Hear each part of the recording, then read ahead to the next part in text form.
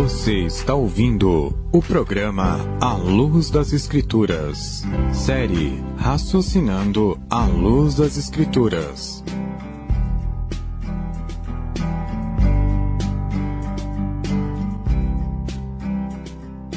As armas com as quais lutamos não são humanas. Pelo contrário, são poderosas em Deus para destruir fortalezas. Destruímos argumentos e toda pretensão que se levanta contra o conhecimento de Deus e levamos cativo todo pensamento para torná-lo obediente a Cristo. 2 Coríntios, capítulo 10, versículos 4 e 5. Iniciamos mais um estudo da série Raciocinando à Luz das Escrituras. Vamos ao resumo do programa número 2. Lembra qual foi o programa número 2 dessa série? Vamos ao resumo. No programa número 2 dessa série, Raciocinando à Luz das Escrituras, trouxemos o tema Nascimento de Jesus à Luz das Escrituras. Você teve a oportunidade de entender que é impossível defender que Jesus nasceu em 25 de dezembro. Acredito que ficou claro para você que a data de 25 de dezembro era um feriado pagão. O 25 de dezembro, como a data do nascimento de Jesus, não passa de um sincretismo religioso, mudando apenas o homenageado. Se você não ouviu este tema, ouça.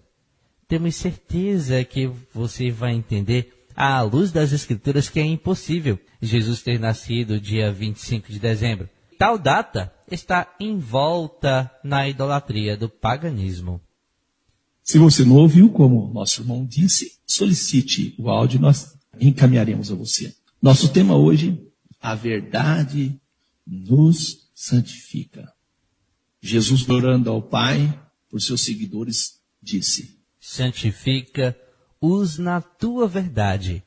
A tua palavra é a verdade. João capítulo 17, verso 17. Louvado seja o Senhor nosso Deus. Santifica-os na tua verdade. A tua palavra é a verdade. A oração de Jesus fala de santificação e pede ao Pai para nos santificar na verdade dele. Na verdade dele. Santifica-os na tua verdade. A tua palavra é a verdade. Então, quando uma pessoa recusa aquilo que está escrito, aquilo que Deus falou, ela de fato está recusando a palavra de Deus.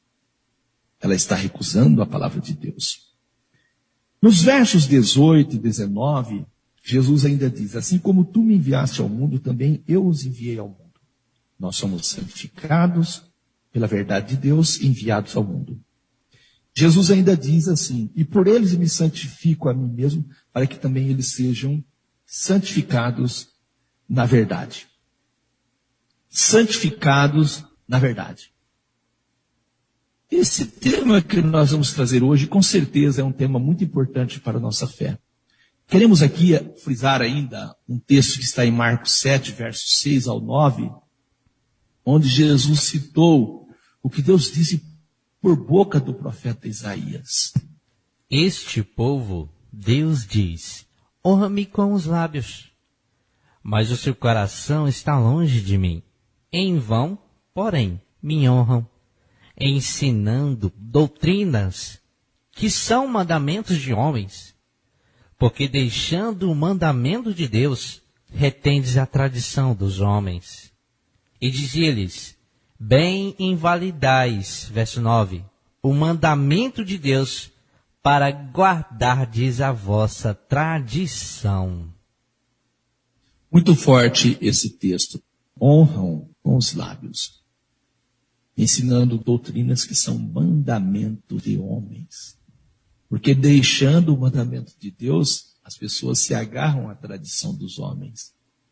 E invalidam o mandamento de Deus para guardar a sua tradição. Qual é a palavra, cooperador Giliardi, para doutrina nas escrituras hebraicas? A palavra hebraica para doutrina é lakar. E isto significa ensinamento, ensino, instrução. Então as pessoas dão atenção a ensinamentos. Instrução de quem? Homens. Viu como é sério?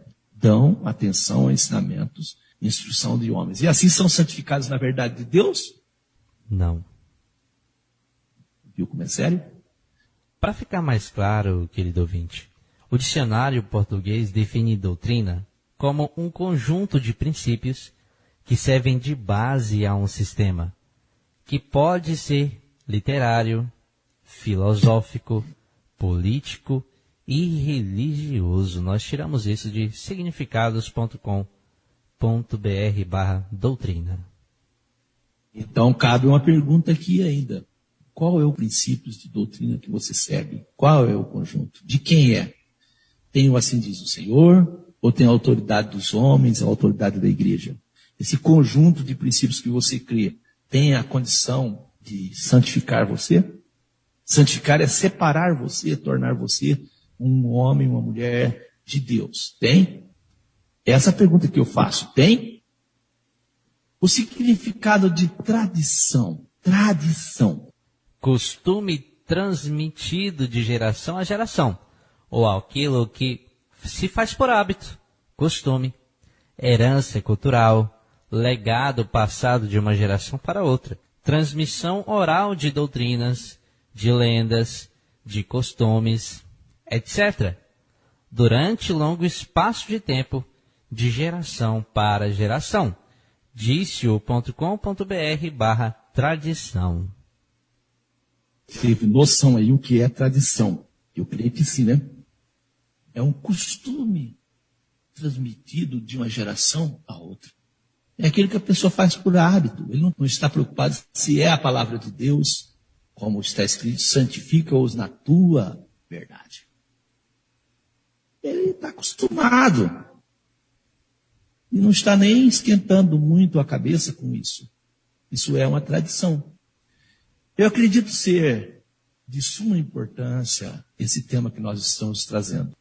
Nós vamos mostrar aqui doutrinas, ensinamentos, por meio dos quais Deus nos santifica. Pretendemos trazer, nesse estudo, a importância de algumas doutrinas para uma verdadeira santificação e adoração. Você ouviu as palavras de Jesus?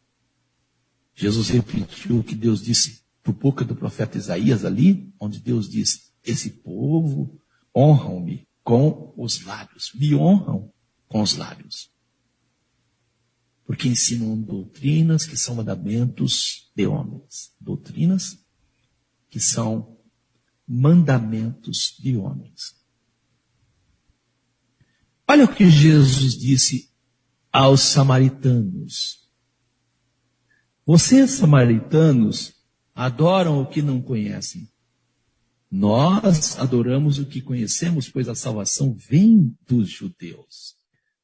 João 4, verso 22. Infelizmente, as palavras de Jesus se aplicam, sim, em nossos dias. Se aplica, sim. A grande maioria dos crentes tem recusado crer nos ensinamentos de Deus, por julgar e discriminar o povo judeu.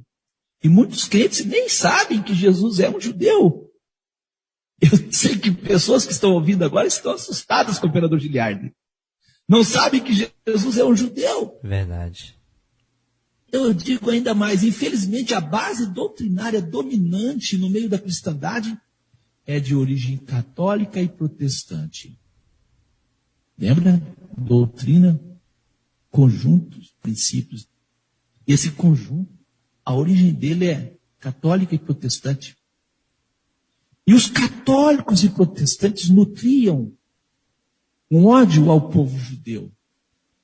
E atribuíam várias doutrinas dadas à humanidade por Deus como sendo doutrina dos judeus.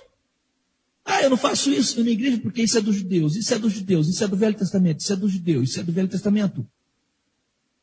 Vamos trazer aqui um breve histórico sobre a visão dos judeus pela Igreja Católica, pela historiadora Priscila da Silva Góes. Ouça o que ela diz. De João Crisóstomo, bispo de Constantinopla, viveu de 347 a 407. Agostinho de Hipona, mais conhecido por Santo Agostinho, foi um dos mais importantes teólogos e filósofo da Igreja Romana. Ele viveu de 354 a 430.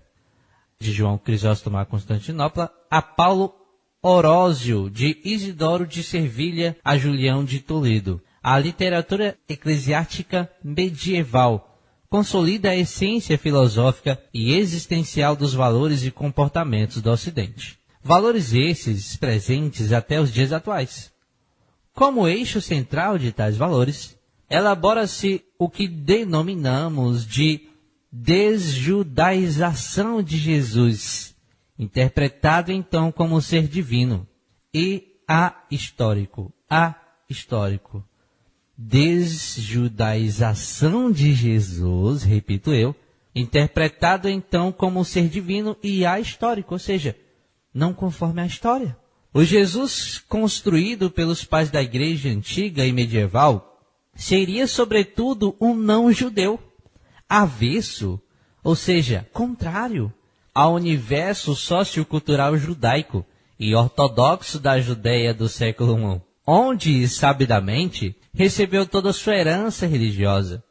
Junto a isso, vemos a difusão de representações que associavam o judaísmo ao deicídio, ou seja, deicídio, matar Deus, imerso em um mal irrefreável, passível de punição aos olhos dos representantes de Deus. Pesquisa, nós tiramos de www.encontro2018.se.ampu.org e ali o nome do documento. Jesus não é um judeu. Os judeus mataram Deus. Jesus é um Deus. E os judeus mataram Deus. Isso colou. E a cultura, os valores que foram assim valorizados foram os valores e comportamento do Ocidente e não do Oriente. A cultura de Jesus, toda do seu povo, não fez diferença para a formação da igreja romana. João Pablo Sena Pera escreveu. Justino Mártir escreveu o livro Diálogo com Trifão em torno de 155, a fim de consolidar o cristianismo paulinista e acelerar a construção de uma identidade cristã apartada do judaísmo. Entretanto, ao contrário de Paulo, que construiu sua teologia com o objetivo de incluir os cristãos gentílicos na filiação abrâmica, mantendo o lugar dos judeus, Justino fez o contrário. Justino se utiliza da exégese paulina, dos textos de Gênesis, para excluir os judeus da condição de filhos de Abraão. Esse Justino Mártir, ele deserda os judeus das promessas divinas e vincula a promessa da descendência aos cristãos exclusivamente e não aos judeus. Assim, ao desvincular os judeus da descendência abraâmica, Justino vai além do argumento de Paulo e exclui totalmente os judeus das promessas de Deus. Para ele, Justino, os judeus são deicidas, isto é, assassinos de Jesus, que é Deus para eles. Eu estou lendo o que o historiador fala. Em Justino, entretanto, diz o historiador, opera-se um verdadeiro transplante. Abraão judeu torna-se Abraão cristão, e o povo judeu, antes herdeiro histórico das promessas feitas ao mesmo Abraão, é estigmatizados como assassinos dos profetas e do Cristo e perseguidor dos cristãos. Nós estamos trazendo isso para mostrar aos ouvintes que quando nós encontramos pessoas nos nossos dias recusando as verdades de Deus, elas recusam por esta base que criaram. Elas recusam por ter uma origem, a sua igreja ter uma origem no catolicismo e no protestantismo. Colocaram o povo judeu, e aí judeu para eles é qualquer pessoa que guarda o sábado, qualquer pessoa que não come carne de porco, qualquer pessoa que não crê na Trindade, qualquer pessoa que não adora imagem de escultura, é judeu. Nós vamos mostrar para vocês, esse é o problema. O problema é a origem dos grupos religiosos em nossos dias. Vamos continuar lendo ainda. João Pablo Sena Pera vai dizer ainda. A figura de Justino, por fim, serviu de base para o fortalecimento da dissociação judeu-x-cristãos, por meio do discurso legitimador do verus Israel cristão. Além disso, os métodos exegéticos adotados pelo filósofo cristão influenciaram pensadores cristãos posteriores como Irineu, Tertuliano, Orígenes e Eusébio. Shotwell, 1965, página 117. A acentuação da diferença entre cristãos e judeus, marcadamente instituída no texto justiniano, persistiu fortemente em toda a liturgia cristã, como também deu margem a vários editos e cânones antijudaicos, que recomendavam a separação, não apenas religiosa, ou seja, não apenas doutrinária, mas também uma separação social. Silva, 2008, página 183, ou seja, 183. Então, o pensamento de Agostinho, de Justino Mártir e outros, ele vai influenciar pensadores cristãos, até chegar nos nossos dias. Então, quando alguém recusa doutrinas bíblicas, pelas quais Deus nos santifica, o motivo é esse: o preconceito ao povo de Deus, o preconceito àqueles que iniciaram a caminhada, aqueles que são os donos das promessas, eles têm um preconceito muito grande. Vou trazer aqui um livro que vai nos ajudar a entender o que é ser um judeu, um judaizante para a Igreja Católica. O livro Religião e Cotidiano, As Mulheres e a Prática do Judaísmo na Paraíba, página 321, no capítulo 9. Esse livro vai nos ajudar a entender quando uma pessoa era considerada judeu e judaizante pela Igreja Católica. O judaísmo foi, o livro diz, o grande centro da perseguição inquisitorial, da Inquisição. Uma maneira de definir as práticas judaicas e reconhecer o judaísmo no Império Português foi estabelecida pela própria Inquisição. Ela estabeleceu essa maneira. O primeiro monitório da Inquisição caracterizava algumas práticas judaicas. O judeu podia ser reconhecido naquela pessoa.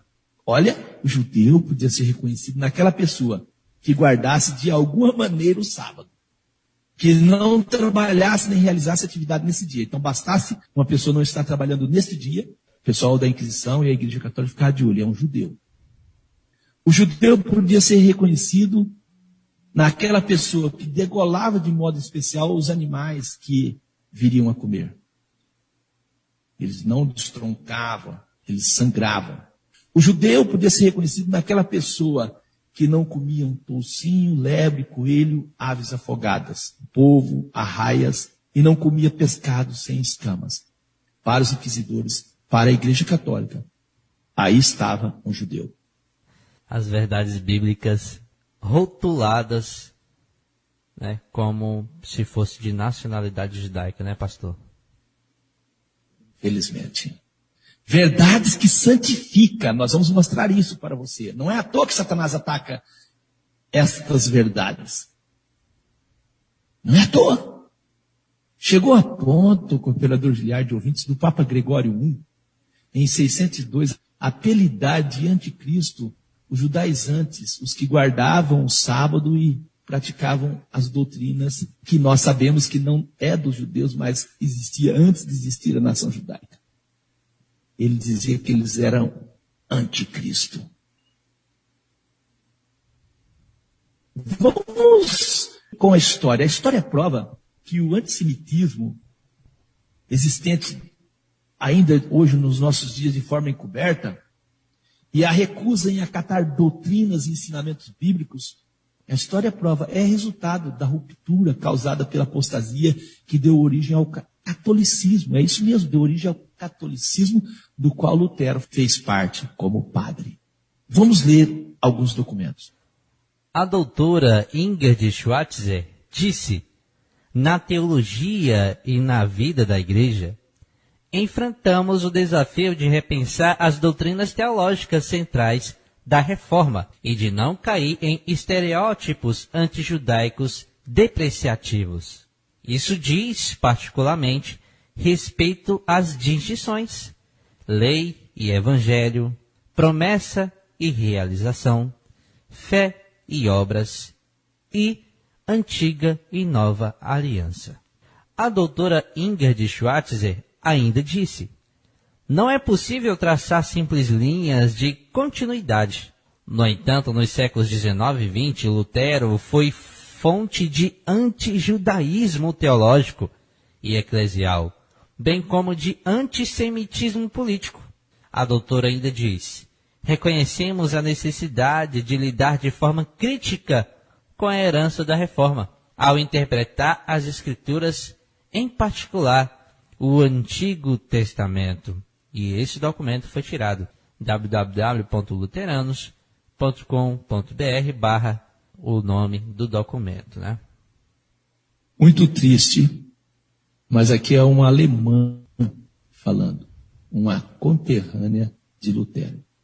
E uma pessoa que ocupou, e eu não sei se ocupa ainda hoje, esse documento é de 2015, uma responsabilidade que ela era presidente de igrejas evangélicas na Alemanha.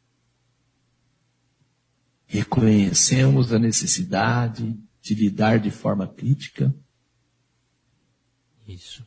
com a herança da Reforma, ao interpretar as Escrituras, em particular o Antigo Testamento. Como é que as igrejas interpretam o Antigo Testamento hoje? Isso aí vem de quem?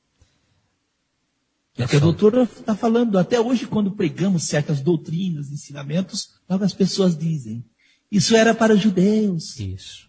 Estamos na nova aliança. Vivemos pela graça e não pela lei.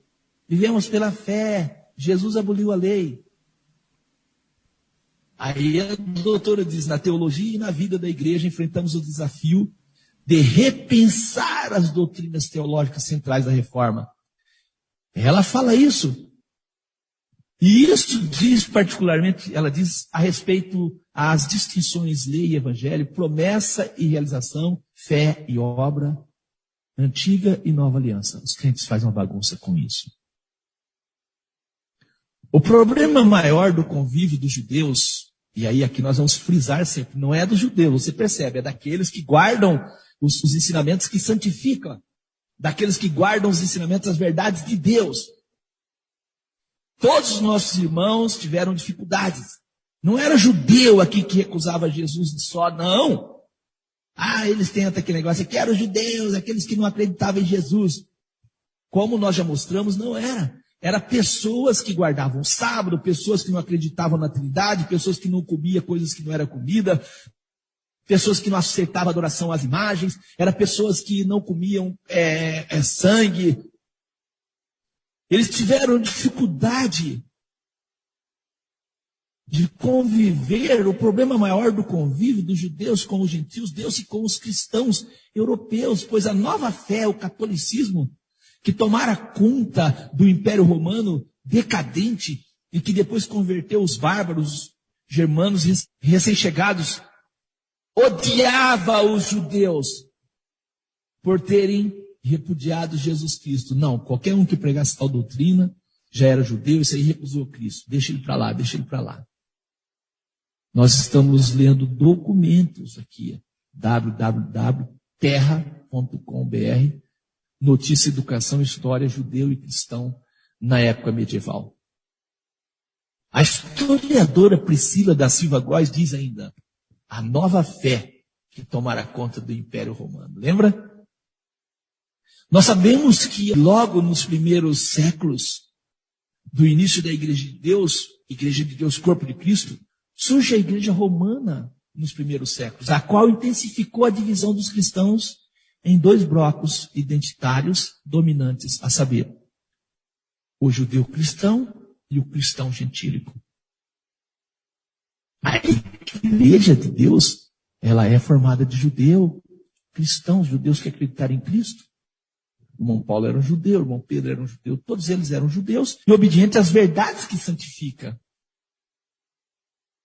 Mas a igreja romana fez uma divisão. Ela não se sentia confortável com esses homens, com o operador Giliardi ali no meio, ali, falando as verdades bíblicas e rebatendo com as escrituras. Eu acredito que trouxemos informações que te ajudou a entender um pouco do contexto histórico que levou a cristandade aos erros doutrinários existentes até os dias de hoje. E eu sei que você está curioso em saber quais essas doutrinas e ensinamentos pelas quais Deus nos santifica. Vamos entrar, assim, nessas doutrinas, nesses ensinamentos e verdades que nos santificam. O próprio Deus fala que o sábado, quando santificado é separado para uso sagrado, é um sinal, uma marca distintiva entre ele e o seu povo. Ouça as palavras de Deus por meio do profeta Ezequiel. E santificai os meus sábados, e servirão de sinal entre mim e vós, para que saibais que eu sou o Senhor, vosso Deus. Ezequiel 20:20. Então, quando santificamos, paramos o sábado para uso sagrado, ele torna um sinal entre nós e Deus. E nós sabemos que o Deus que fez os céus e a terra é o nosso Deus. Santificai os meus sábados e servirão de sinal entre mim e vós, para que saibais que eu sou o Senhor vosso Deus. Ezequiel 20, verso 20. A palavra hebraica para sinal no texto citado é Ot, sinal, uma marca distintiva, lembrança, prova. Olha que interessante. Então o sábado prova que nós somos povo de Deus e que Deus é nosso Deus. O sábado é uma marca distintiva. E aí eu pergunto, é uma verdade que nos santifica ou não, cooperador Giliardi? Com certeza, nos separa. Louvado seja Deus.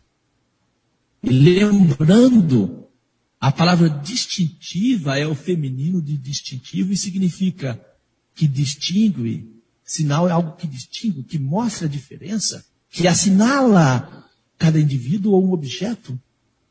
E o significado e definição da palavra sinal, tudo o que representa ou faz lembrar uma coisa. O sábado faz lembrar você que você foi criado por Deus e que Ele é o seu Deus. Amém. Sinal, um fato, um fenômeno presente, passado ou futuro. Deus disse também, e lhes dei os meus sábados. É Deus quem diz isso. Lhes dei os meus sábados para que servissem de sinal, uma marca distintiva entre mim e eles, para que soubessem que eu sou o Senhor que os santifica. Ezequiel 20, verso 12. Não é à toa que Satanás recusa. Não é à toa que Satanás trocou o dia de santificação. Deus santificou, separou o sábado, Satanás separou outro dia. Para que soubessem que eu sou o Senhor que os santifica. Ouça que interessante. Kadash é a palavra hebraica, santifica, Kadash, no texto que lemos, e significa manter alguém à parte, ou separado, ser separado. Eu sou o Senhor que os Kadash separa. Louvado seja Deus. Então a palavra santificar, ela tem o sentido de separar. Então, verdades que nos separam. Verdades que nos separam. Santifica-os na tua verdade. João 17, verso 17, na nova tradução na linguagem de hoje, está em harmonia com o sentido da palavra hebraica, kadash, santifica. Jesus disse em João 17, 17, que eles sejam teus por meio da verdade. Que eles sejam teus por meio da verdade. A tua mensagem é a verdade. No verso 19 ainda, de João 17, Jesus reforça que a verdade nos santifica. Jesus diz, e por eles me santifico a mim mesmo, para que também eles sejam santificados na verdade. João 17, verso 19, na tradução ARCA. Então, quando entendemos que o sábado é uma verdade e foi santificado por Deus, separado para uso sagrado, nunca vamos esquecer que somos criados por Deus e santificados, devendo adoração somente a Ele, o Criador, como bem expressa o 4º mandamento da lei de Deus, que nos ensina que Deus é o nosso Criador. Êxodo 20, verso 1, verso 8 a 11. Então falou Deus todas estas palavras. Devia estar aqui, cooperador Giliardi, ouvinte, e falou Moisés estas palavras. Não, mas está aqui, falou Deus todas estas palavras, dizendo, lembra, não esqueça do dia do sábado para o santificar, para considerar ou tratar ele como sagrado, santo. Não esqueça. 6 dias trabalharás e farás toda a tua obra, mas o 7º dia é o sábado de quem? Do Senhor teu Deus. Pergunta a você que está nos ouvindo, quem é o Senhor teu Deus? É o Deus Criador? É o Deus que santificou o sábado ou é o Deus que santificou o domingo? É o Deus que criou a terra por meio de uma explosão? Não sei. Quem é o seu Deus? 6 dias, Deus diz, trabalharás e farás toda a tua obra, mas o 7º dia é o sábado do Senhor teu Deus. Não fará nenhuma obra, nem tu, nem teu filho, nem a tua filha, nem o teu servo, nem a tua serva, nem o teu animal, nem o teu estrangeiro que está dentro das tuas portas, porque em 6 dias fez o Senhor os céus e a terra e o mar e tudo que neles há. E ao 7º dia descansou. Portanto, abençoou o Senhor o dia do sábado, não foi o domingo, e o santificou. Deus abençoou e santificou, colocou o sábado à parte e o tornou sagrado. Santificou, abençoou, santificou. Vamos ao significado de abençoar. Abençoar. Lançar bênção sobre alguém ou alguma coisa. Olha que lindo. Lançar bênção sobre alguém ou alguma coisa. Amém. Deus abençoou o sábado. E tem crente que diz que é de Moisés. Verdade. Mesmo com toda a clareza da palavra de Deus, o Papa Gregório ainda dizia que era anticristo quem guardasse o sábado. E aí, quem é o anticristo mesmo, cooperador Giliardi? Aqueles contrários às verdades. É o contrário, né? Ouça o que escreveu Moisés, o profeta de Deus. O Senhor te confirmará para ser como povo santo, separado. Povo santo, como te tem jurado, quando guardares os seus mandamentos, quando guardares os mandamentos do Senhor teu Deus, e andares nos seus caminhos. Olha que maravilhoso. Ele confirma quando guardares os mandamentos do Senhor teu Deus. Deuteronômio 28, verso 9. Louvado seja Deus. E aí, meu amigo, minha amiga, você quer ser confirmado como povo santo do próprio Deus, de Deus? Olha aqui, nós temos aqui os mandamentos do Senhor Deus. O Senhor vai te confirmar como povo santo quando guardares o mandamento do Senhor teu Deus. Não é anticristo quem guarda. É judeu. Aqui, verdade que nos santifica. Verdade. Separado. Tem gente que fala assim, cooperador Giliardi. O sábado era só para os judeus. O sábado era para os judeus. Olha o que Deus diz. Os filhos dos estrangeiros que se unirem ao Senhor, para o servirem e para amarem o nome do Senhor, e para serem seus servos. Você quer servir a Deus, tem que ser servo de Deus. Todos os que guardarem o sábado, não o profanando. E os que abraçarem a minha aliança, também os levarei ao meu santo monte. Isaías 56, versos 6 e 7. É Deus dizendo? É anticristo quem guarda o sábado. Os estrangeiros também guardavam o sábado. Deus diz, os levarei ao meu santo monte. Monte, nas escrituras, é reino. Quem entrará, Senhor, no reino? Aquele que faz a vontade do Pai. Está escrito? Não está escrito? Amém. Reino.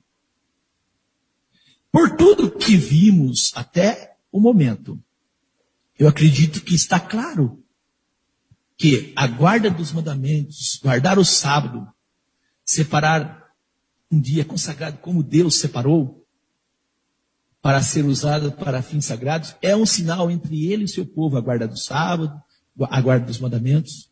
Deus deu o sábado à humanidade. E segundo a palavra de Deus, dita ao profeta Isaías, o sábado ainda será um dia de adoração, depois da terra se tornar o reino de Deus. Olha o que está escrito em Isaías 66, verso 23, na versão católica. Cada lua nova e cada sábado, todo mundo virá prostrar-se na minha presença, diz Javé. Eu trouxe aqui uma versão católica. Devia estar o domingo aqui, não era, cooperador Giliardi? Pois é, pastor. Nós damos alguns dados históricos que vai nos ajudar a entender quem mudou. E aí é você que escolhe ser santificado como servo de Deus ou servo da igreja romana. É você quem escolhe. Ser santificados separado como povo de Deus e com as verdades de Deus, ou ser separado como católico, como protestante, com as verdades dos homens. E aí você decide adorar a Deus da forma correta e a sua adoração não ser em vão, ou continuar adorando a Deus em vão. Lembra que Deus não leva em conta o tempo da ignorância, mas agora você está conhecendo. E você já conhece, tem gente aí que está ouvindo a gente já faz 10 anos e não consegue tomar uma decisão. 10 anos! O catecismo do reverendo Peter German recebeu a bênção do Papa Pio X. E sobre a mudança do sábado, ele diz o seguinte, ele faz perguntas e resposta. Pergunta, qual é o dia de repouso? Qual é a resposta, cooperador? O dia de repouso é o sábado. Presente, que é o sábado. Pergunta, por que observamos o domingo em lugar do sábado? Resposta, observamos o domingo em lugar do sábado porque a Igreja Católica, no Concílio de Laodiceia, em 336 Annos Dominis, transferiu a solenidade do sábado para o domingo. Isso está escrito no Catecismo da Igreja Católica. E agora? Quem santifica o sábado e quem santifica o domingo? Você quem escolhe. Em outro livro católico, nós vamos trazer aqui também, novamente, a mudança é atribuída à própria Igreja Católica. O livro The Catholic Press. Isso. Sim, fale. The Catholic Press de Sydney. O que diz esse livro, cooperador Giliardi? O domingo é uma instituição católica e a reivindicação à sua observância só pode ser defendida nos princípios católicos. Olha só, do princípio ao fim das Escrituras, não há uma única passagem que autorize a transferência do culto público semanal do último dia da semana para o primeiro. Isso diz um livro católico. Olha só, pastor Lucas. Santificais os meus sábados, servirão de sinal entre mim e vós. Dei os meus sábados como um sinal, para que soubesse que eu sou o Senhor que os santifica. É você quem escolhe, meu amigo. O documento que acabamos de citar é claro ao afirmar que o domingo só pode ser defendido por meio da autoridade da Igreja Católica. Deus diz, pois que este povo se aproxima de mim, e com a sua boca e com os seus lábios me honra. Me honra com a boca e com os lábios, mas o seu coração se afasta para longe de mim. E o seu temor para comigo consiste só em mandamentos de homens em que foi instruído. Isaías 29, verso 13.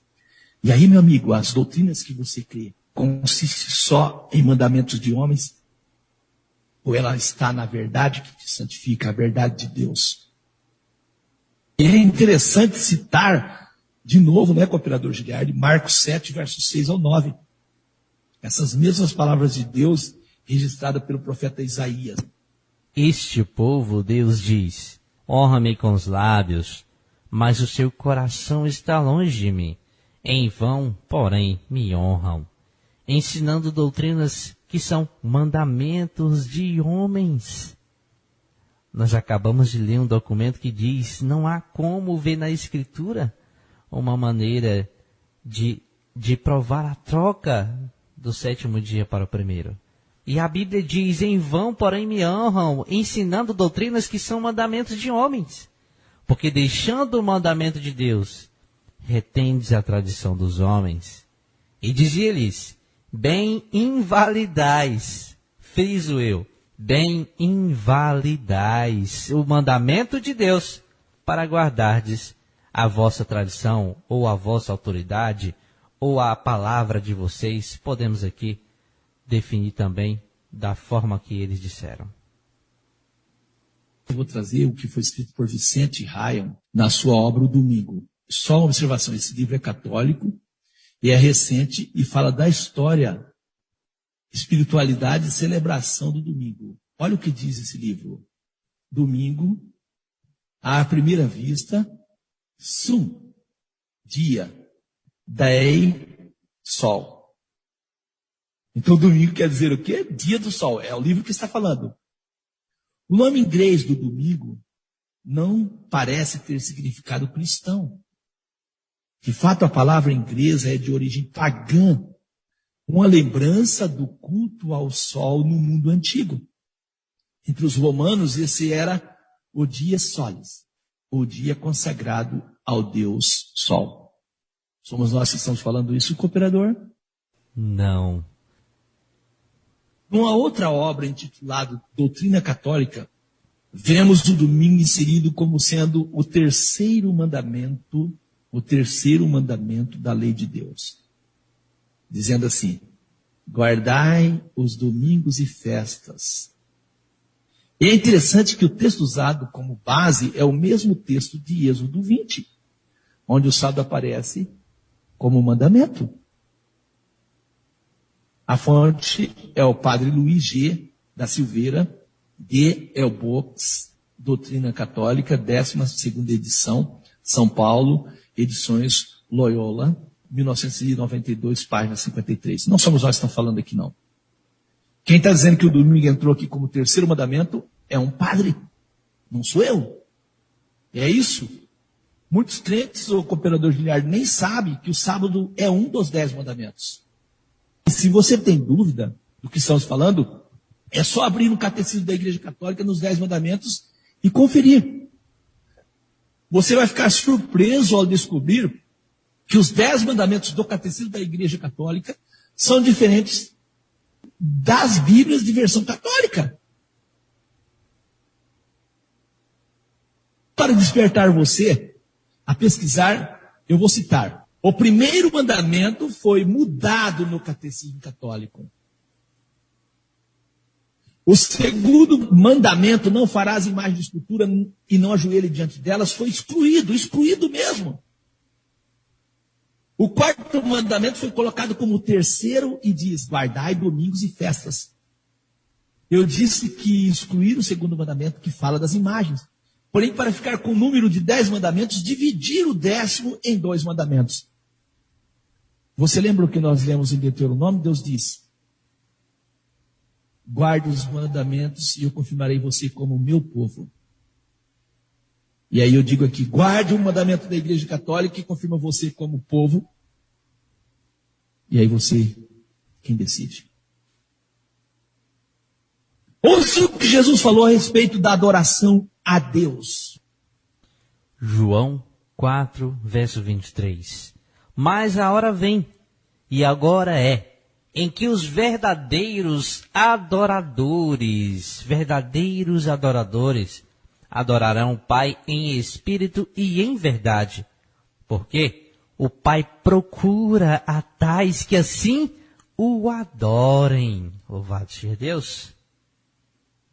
Os verdadeiros adoradores adoram em espírito e em verdade. A verdade, ela é parte de uma adoração verdadeira. Recusar a verdade não vai fazer de você um verdadeiro adorador.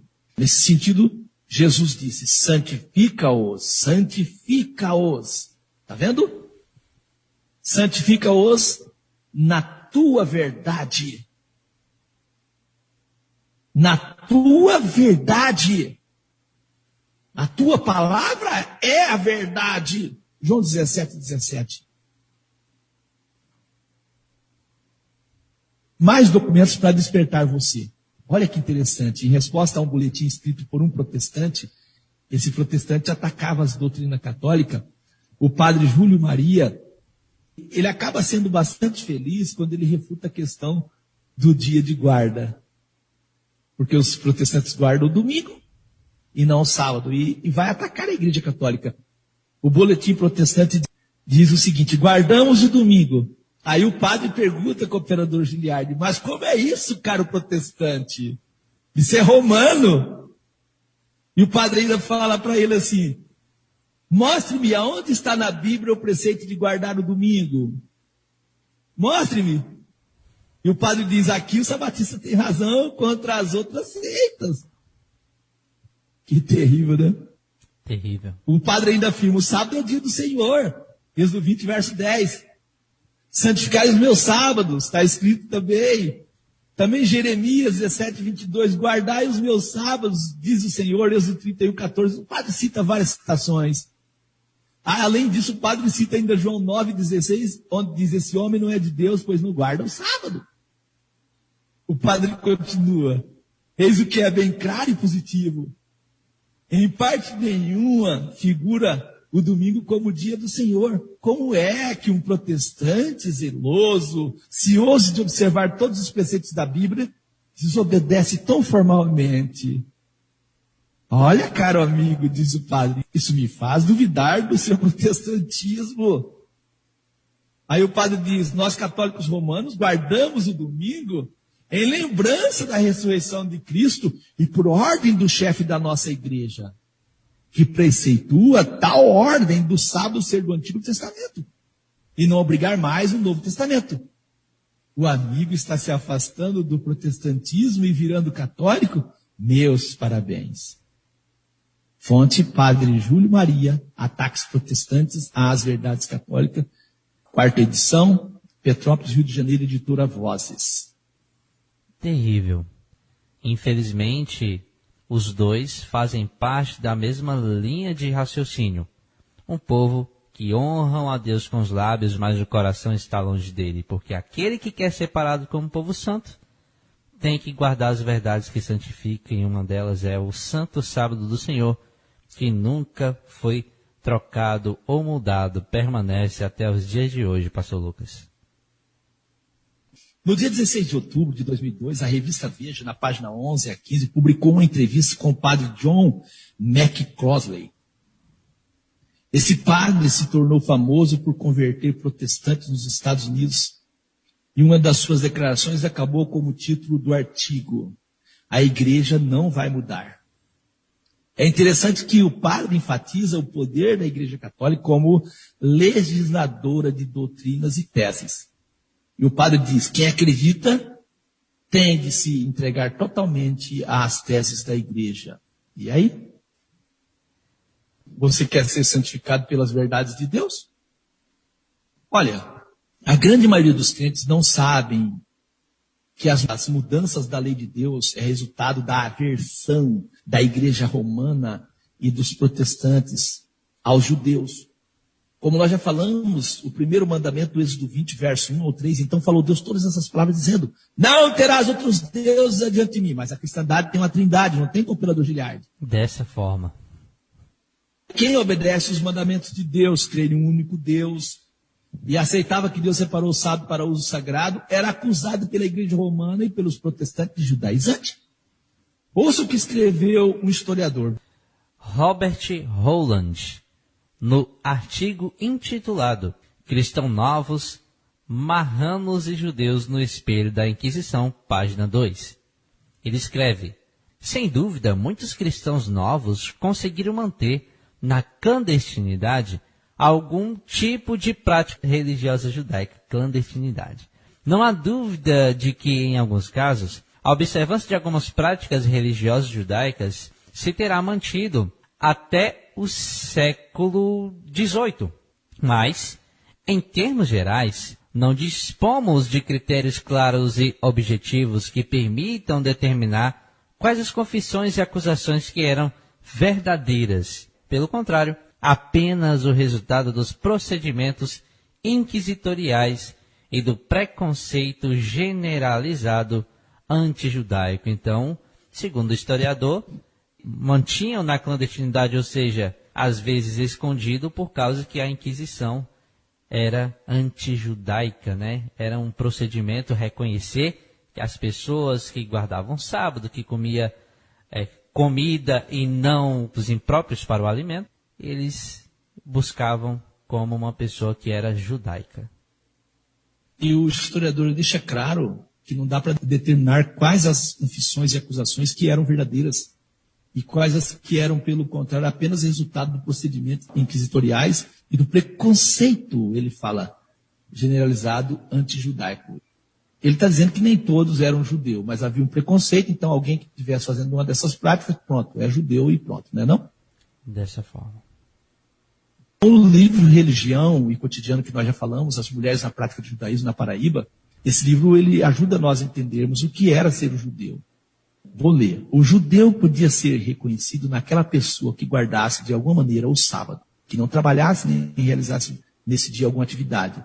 O judeu era reconhecido naquela pessoa que degolava de forma especial os seus animais que ele viria a comer, que não comia toucinho, lebre, coelho, aves, afogadas, polvos, arraia, que não comia pescado sem escama.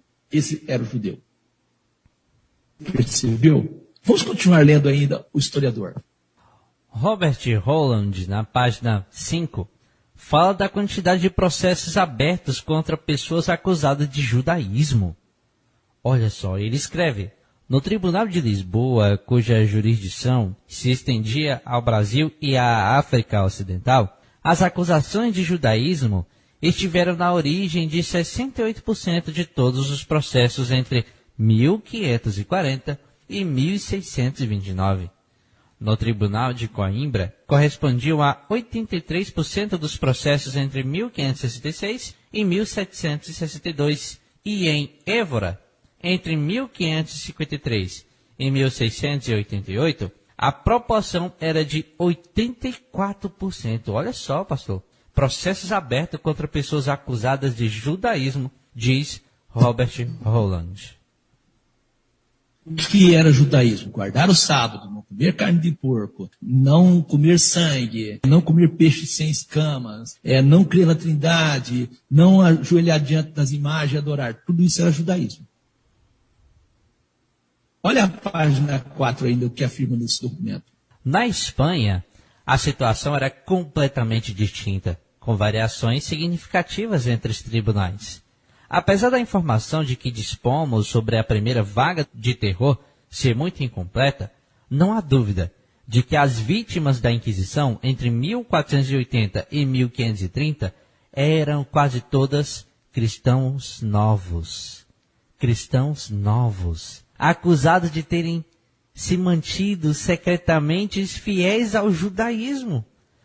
De acordo com a estimativa feita por Dedieu para Toledo, ou seja, 1989, página 240, houve, durante este período, 3.196 processos e 283 execuções. 87% tiveram a sua origem em acusações de judaísmo. Está percebendo? Houve uma perseguição grande a quem guardasse as verdades pelas quais nós somos santificados. E até os dias atuais, quando pregamos a alguém a respeito do sábado, não comer coisas que a palavra de Deus diz não ser comida, algumas pessoas dizem, isso era para os judeus. Ou a pergunta é, você é adventista? Olha, com todo respeito aos judeus, o judaísmo, que transformou-se numa religião depois, e a Igreja Adventista do Sétimo Dia e os seus membros. O sábado, como dia de guarda, não se originou a partir desses. Nós sabemos que a Igreja Adventista surge a partir do movimento milerita, que iniciou com William Miller, ou Guilherme Miller, em 1831 a 1844, esse movimento sofreu um grande desapontamento ao marcar a data da volta de Jesus para 22 de outubro de 1844.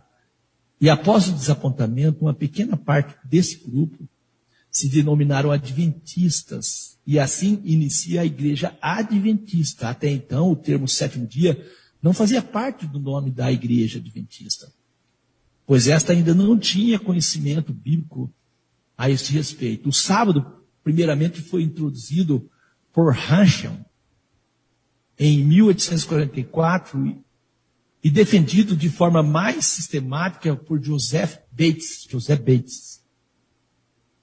Somente em 1860, a igreja adventista passa a ser denominada Igreja Adventista do Sétimo Dia, após aceitarem que o sábado é um dia de guarda. Em seguida foram definidas as concepções como abstinência de álcool, cigarro, discernimento entre os animais puros e os considerados impuros. Então, por tudo que já mostramos, não é possível que as pessoas ainda continuem crendo que o sábado e não comer carne de porco tem a sua origem nos judeus e adventistas. A realidade é, o sábado foi abençoado, recebeu a bênção de Deus e foi santificado, considerado, tratado como sagrado e para ser usado em coisas que referente a Deus, desde a primeira semana da criação. Gênesis 1, verso 31, Deus viu tudo o que havia feito. E tudo havia ficado muito bom. Passou-se a tarde e a manhã, e esse foi o dia sexto. Gênesis 2, verso 1 ao 4, assim foram concluídos os céus e a terra, e tudo que neles há. E no sétimo dia, Deus já havia concluído a obra que realizara. Nesse dia, Deus descansou. Abençoou Deus o sétimo dia e o santificou, porque nele descansou de toda a obra que realizara e criara. Eu li Gênesis 2, verso 1 ao 4, nova versão internacional. Outro fato, desde os dias do dilúvio, os homens tementes a Deus já sabiam quais animais eram limpos. Deus disse a Noé, quando Noé entrou na arca, de todos os animais limpos tomarás para ti 7 e 7, o macho e sua fêmea. Mas dos animais que não são limpos, 2, o macho e a fêmea. Gênesis 7, verso 2. Judeu. Judeu o quê? Não tem nada a ver com judeu, tem a ver com Deus. São doutrinas pelas quais nós somos santificados. Quando Deus dá a relação do que é comida e não tem, ele diz lá, vós vos santificareis, não tornareis impuros tocando nisso. Olha, eu espero de você que não aceita a palavra de Deus e usa certas desculpas, uma mudança. E deixamos claro que separar o sábado e santificá-lo, não comer carne de porco e outras coisas, são mandamentos de Deus. E os homens de Deus sempre obedeceram. Esses ensinos não se originaram com os judeus. E pelo que sabemos, o povo judeu teve sua formação a partir de Abraão, 1800 anos antes de Cristo. E segundo a cronologia bíblica, quando Abraão nasceu, a terra já tinha 2.200 anos. Abraão era um descendente de Sem, um dos filhos de Noé. Por isso eles são chamados semitas. Assim o termo judeu é utilizado para se referir a esse grupo étnico, religioso, surgido no Oriente Médio, há cerca de 3.800 anos, e são conhecidos por os hebreus, os israelitas ou judeus. Você que não aceita as verdades, que são verdades que nos santificam, e aceita as verdades dos homens, está na hora de você escolher. Ouça o cooperador Giliard de ouvintes, o absurdo que acontece quando a pessoa relaciona os mandamentos, as verdades e ensinos de Deus como sendo algo dos homens ou de um povo. Eu trago aqui a citação do livro Religião e Cotidiano, as mulheres e a prática do judaísmo na Paraíba. Lembra bem, a prática do judaísmo era guardar os mandamentos, não aceitar a trindade. Esse livro, na página 332, no capítulo 9.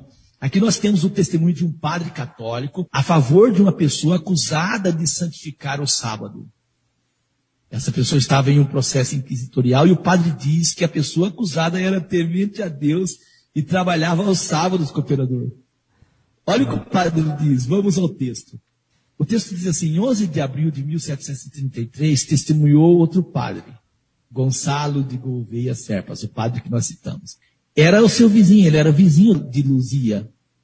E ele diz que frequentava a casa dos pais de Luzia, que Luzia parecia honesta e verdadeira católica, temente a Deus, ela mulher era, segundo o padre, e que trabalhava nos sábados nas suas costuras e rendas, e que Luzia comia peixes de pele. Meu amigo, tá vendo? Luzia foi descrita por todos como uma mulher que se sustentava a partir do seu trabalho na lavoura e até pela venda de costuras e rendas que fazia nos sábados. Então, ser fiel à Igreja Católica tinha que transgredir o sábado, e quem transgredia o sábado, para a Igreja Católica, essa pessoa era considerada como temente a Deus. Que terrível, não é, cooperador? Terrível, pastor, terrível. A citação que nós fazemos questão de repetir várias vezes. O judeu podia ser reconhecido naquela pessoa que guardasse de alguma maneira o sábado, que não trabalhasse nem realizasse atividade nesse dia, que degolava de forma especial os seus animais que iria comer, que não comia toucinho, lebre, coelho, aves afogadas, polvo, arraias, que não comia pescado sem escama. Esse era o judeu. Nós observamos que as verdades que santificam, e repito eu, eram rotuladas a partir de uma nacionalidade. E não, essas verdades são Deus quem manda para o seu povo, e que nós temos que obedecer para sermos santificados, pastor Lucas. Falando aqui desse poder perseguidor, a Igreja Romana, por meio da Inquisição e outros instrumentos de tortura, como a autoridade dos reis, que era aliada a ela, Deus falou por meio da boca do nosso irmão Daniel, seu profeta. Deus disse em Daniel 7, verso 24 ao 25. E quanto aos 10 chifres, ou seja, a divisão do Império Romano, daquele mesmo reino se levantaram 10 reis, ou seja, as nações da Europa, formadas a partir das invasões dos bárbaros. E depois deles, ou seja, os 10 reinos, se levantará outro, o poder político e religioso, a Igreja Católica Romana, o qual será diferente dos primeiros e abaterá 3 reis, e proferirá palavras contra o Altíssimo, e destruirá os santos do Altíssimo, ou seja, nós vemos a Inquisição, e cuidará em mudar os tempos e as leis. Nós vemos os 10 mandamentos serem trocados e até alguns excluídos, e eles serão entregues na sua mão, por um tempo e tempos e metade de um tempo, ou seja, 1260 anos proféticos. Daniel 7, versos 24 e 25. Destruirá os santos do Altíssimo. Proferirá a palavra contra o Altíssimo. Os santos do Altíssimo. Os santos, aqueles que são santificados pelas doutrinas, pela verdade de Deus. Quem são os santos do Altíssimo? Segundo o próprio Deus. Ezequiel 20, verso 12. E também lhes deis os meus sábados, para que servissem de sinal entre mim e eles, para que soubessem que eu sou o Senhor, que os santifica. Os santos do Altíssimo, os santos, aqueles que são santificados pelas doutrinas, pela verdade de Deus. Deuteronômio 28, verso 9, o Senhor te confirmará para si como povo santo, como tem jurado quando guardares os mandamentos. Então, o povo santo são aqueles que guardam os mandamentos de Deus. O padre falou, ela é temente a Deus, ela transgride o sábado, ela come coisa imunda.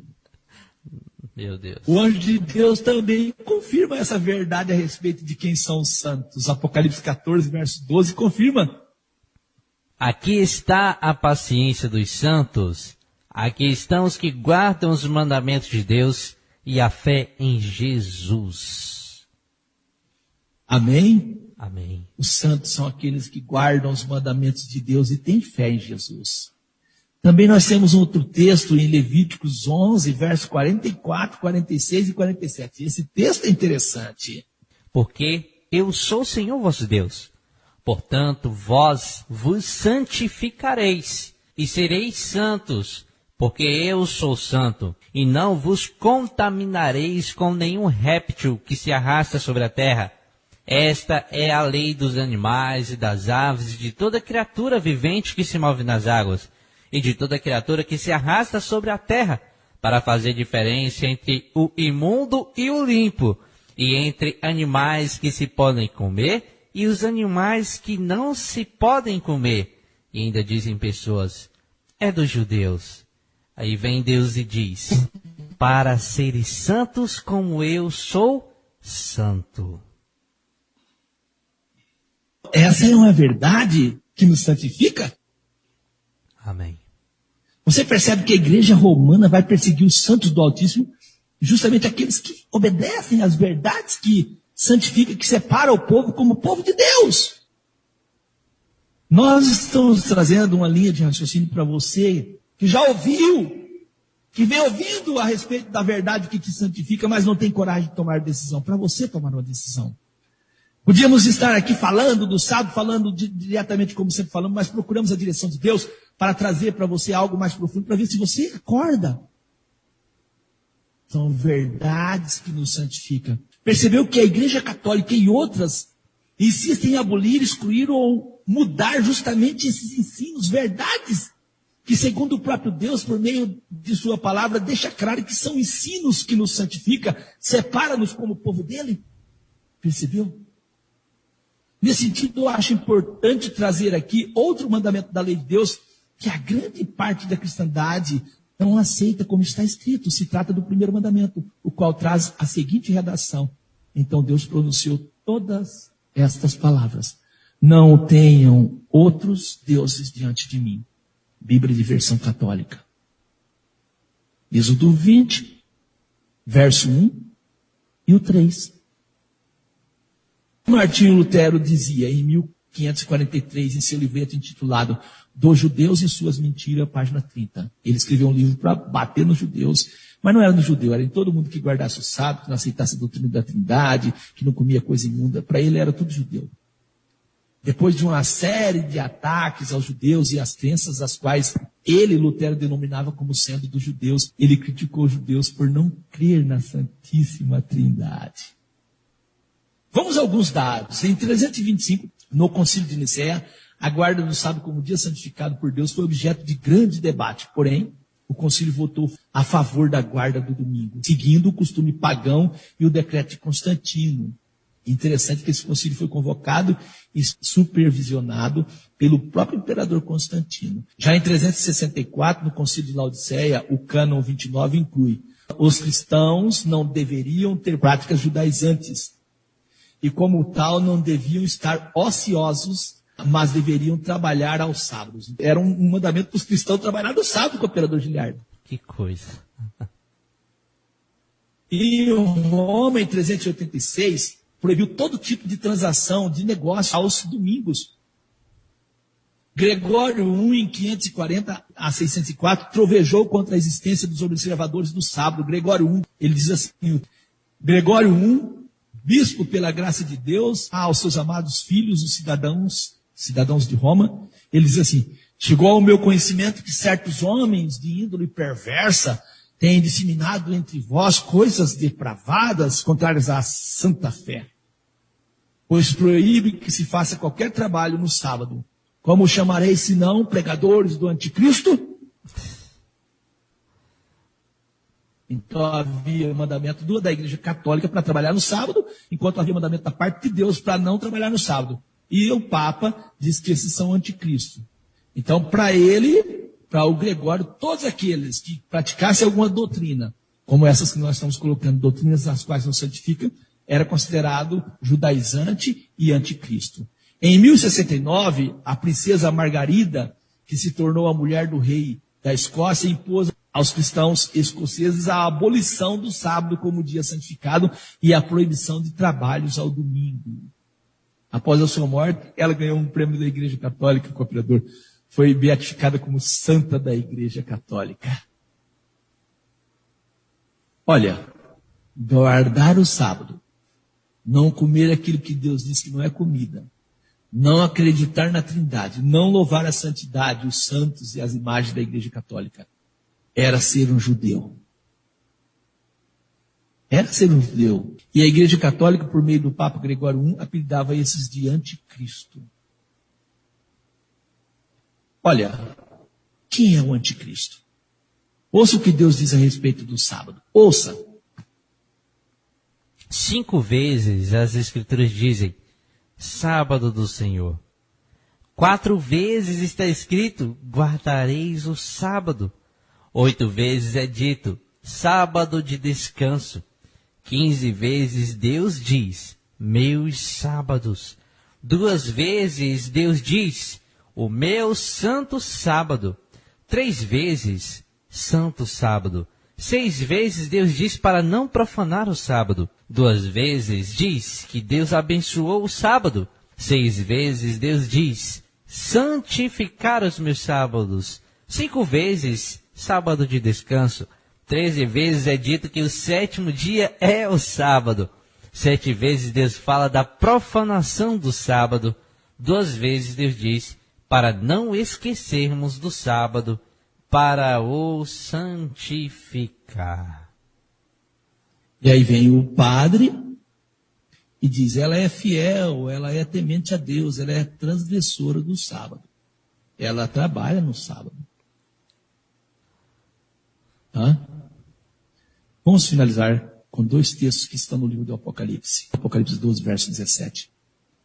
E o dragão, o diabo, irou-se contra a mulher e foi fazer guerra ao remanescente, o que resta da sua semente, os que guardam os mandamentos de Deus e têm o testemunho de Jesus. Apocalipse 14, verso 7 ao 13. O anjo disse com grande voz, temei a Deus e dai-lhe glória, porque é vinda a hora do seu juízo. Adorai aquele que fez o céu e a terra, o mar e as fontes das águas. É importante lembrar aqui, o único mandamento que apresenta Deus como Criador é o 4º que fala do sábado. Seguindo ainda a leitura de Apocalipse 14, verso 8 ao 13. Outro anjo seguiu dizendo, caiu Babilônia. A perda do poder político da igreja romana que ele está referindo. Aquela grande cidade que a todas as nações deu a beber do vinho doutrinas falsas e da ira da sua prostituição. Um poder a nível mundial deu a todas as nações doutrinas falsas. Tirou as doutrinas que nos santificam. Seguiu o 3º anjo dizendo com grande voz, se alguém adorar a besta e a sua imagem. A besta é Roma pagã. E a imagem é o Sacro Império Romano. Se alguém adorar a besta e a sua imagem, receber o sinal na sua testa ou na sua mão, sinal, doutrina que identifica ele como um católico.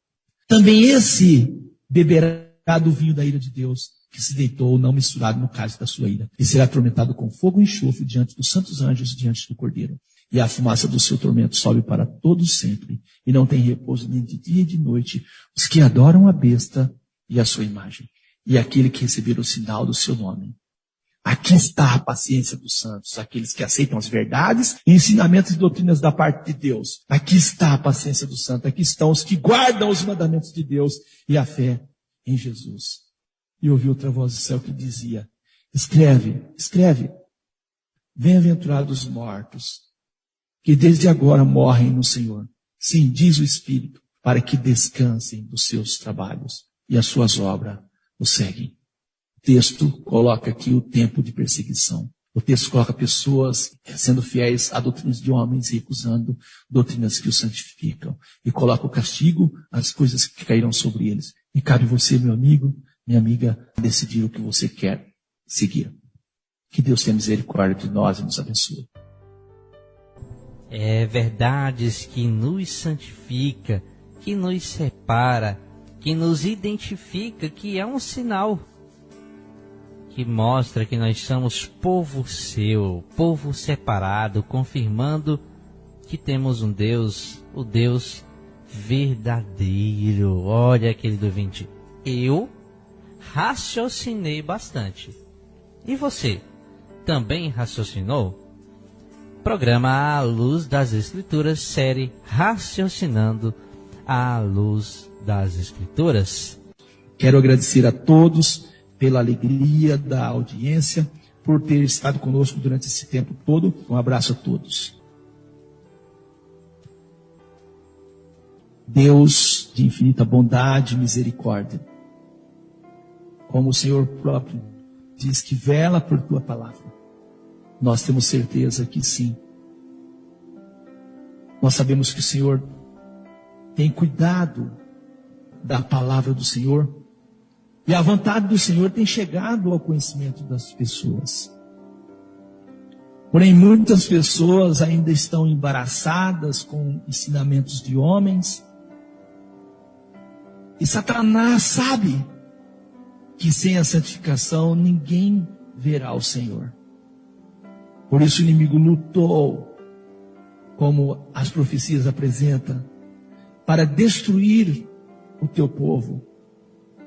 Mas o Senhor guardou o teu povo. Glória a Deus. Guardou-nos. E após o tempo de perseguição profetizado na tua palavra, os nossos irmãos voltaram a profetizar a nações e a povos. E a palavra do Senhor chegou a nós. Que o Senhor, ó grande Deus, possa fortalecer a cada ouvinte, a cada coração, para que tenham disposição de seguir a palavra do Senhor, de ser santificado pelas verdades do Senhor. Dê forças, dê condição a cada um, que teu Espírito possa trabalhar na mente e no coração de cada um. Nós sabemos que tem pessoas que estão ouvindo a palavra do Senhor, ó grande Deus, há muito tempo, mas não tem tido força, não tem tomado decisão. Que o Senhor possa fortalecê-los para que possam tomar decisões ao teu lado e serem santificados por tua palavra. Oramos por cada pedido de oração que tem chegado a nós. Estenda suas mãos de misericórdias, seus braços de força, operando a restauração completa, dando saúde, paz mental, repreendendo o espírito atormentador, repreendendo todo o mal, o espírito da incredulidade também. Nós repreendemos em nome de Jesus e agradecemos ao Senhor por tua palavra, ó grande Deus. Nós agradecemos no nome poderoso de Jesus o Cristo. Somos gratos ao Senhor por tudo que o Senhor tem feito por nós, por ter nos salvado por meio do sacrifício do nosso Senhor Jesus, por nos santificar por meio de tua palavra. Somos gratos ao Senhor por tudo no nome poderoso de Jesus o Cristo. Amém. Amém. A paz seja contigo. Que Deus te conceda alegria e forças para servir a Ele em espírito e em verdade. Um abraço a todos. Encerramos o programa À Luz das Escrituras, em nome de Jesus.